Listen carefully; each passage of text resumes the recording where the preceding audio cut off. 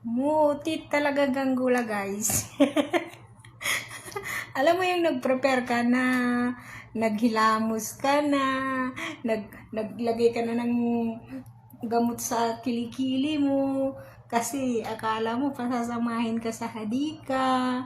Yun pala, tambay-tambay ka dito sa kwarto kasi wait mo na tawagin ka ni amo. Paglabas mo, wala na palang tao. Kasi umalis na sila. Matik talaga.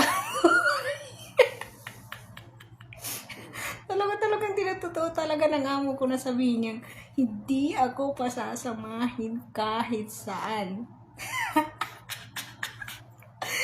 Sinabi kasi ng alaga ko na, kapag pumunta daw sila sa palaruan, hindi na ako pasasamahin.